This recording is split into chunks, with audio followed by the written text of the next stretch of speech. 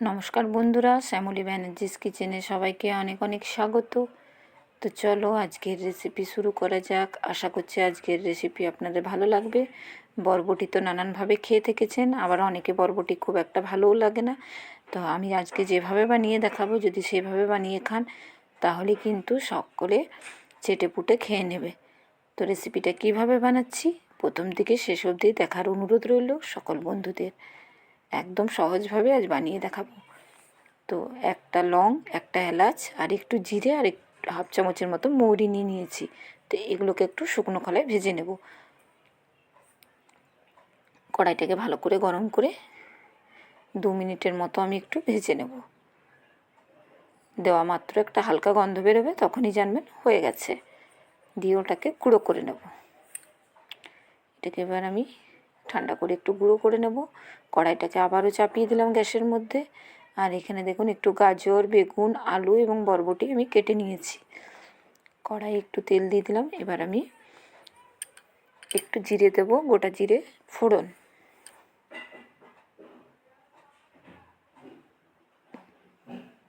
তো এখানে আমি গোটা জিরে ফোড়ন দিয়ে দিচ্ছি।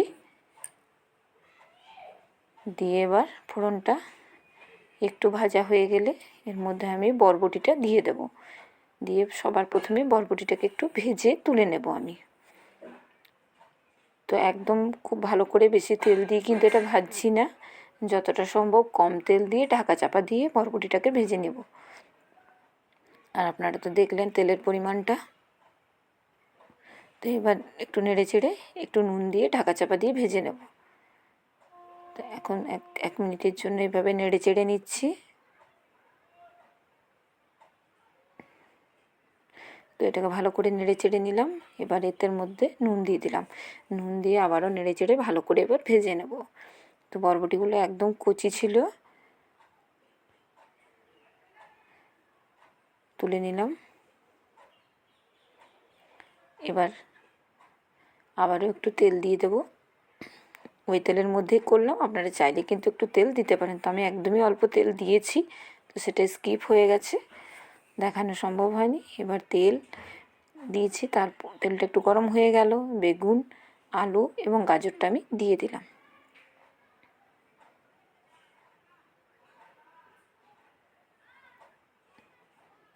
দিয়ে এগুলোকে একটু ভেজে নেব। নুন দিয়ে দিলাম পরিমাণ মতো। টমেটোটা দিয়ে দিলাম, কেটে রেখেছিলাম সেই টমেটোটা দিয়ে দিলাম। একটা কাঁচা লঙ্কা ভেঙে দিয়ে দিলাম। ঝালটা আপনারা নিজেদের মতন করে দিয়ে দেবেন।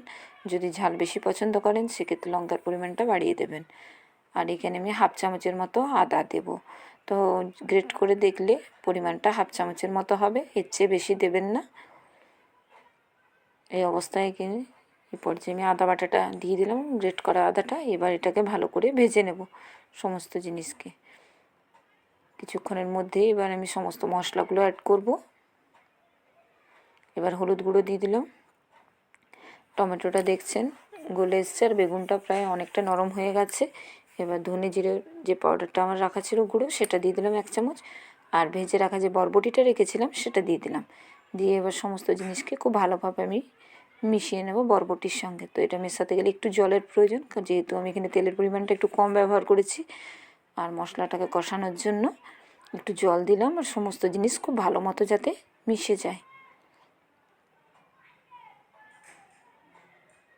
তো এইভাবে নেড়ে চেড়ে এবার এটাকে আমি ভেজে নেব। এবার পরিমাণ মতো জল দিয়ে দিলাম। সেদ্ধ হতে ঠিক যতটা প্রয়োজন সেই মতোই দিয়েছি। এবার এটা ঢাকা চাপা দিয়ে আমি ভালো করে সেদ্ধ করে নেব। তারপর যখন অর্ধেক হয়ে যাবে তখন আমি আপনাদেরকে দেখিয়ে দেব। এই যে হয়ে গেছে আমার অনেকটাই সেদ্ধ হয়ে গেছে সমস্ত। আলুগুলো তো ছোটো ছোটো করে কাটা ছিল। এবার দেখিয়ে দিচ্ছি। গাজরটা তো আরেকটু হবে, জলটা এখনও আছে সবজির মধ্যে। তো এই অবস্থাতেই কিন্তু ভেজে রাখা মশলাটা আমি এখানে অ্যাড করব। অবশ্যই এই পর্যায়ে করতে হবে, নামানোর সময় করলে হবে না। এরপরও কিন্তু 5 মিনিটের মতো আমার রান্নাটা করা হয়েছিল। তো আমার রেসিপিগুলো ভালো লাগলে লাইক কমেন্ট করতে ভুলবেন না। অবশ্যই চ্যানেলটিকে সাবস্ক্রাইব করার অনুরোধ রইল সকল বন্ধুদের। আর যারা ফেসবুক থেকে দেখছেন তারা অবশ্যই আমার পেজটাকে ফলো করার অনুরোধ রইল।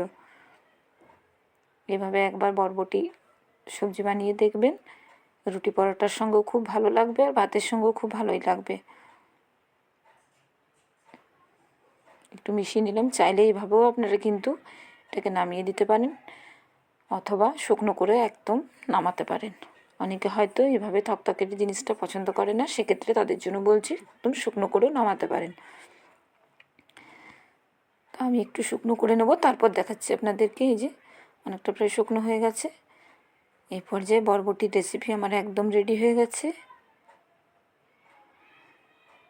আর কতটা সুন্দর হয়েছে। আজকের মতো এই পর্যন্ত। পরের আবার একটা ভিডিওতে দেখা হচ্ছে আপনাদের সঙ্গে।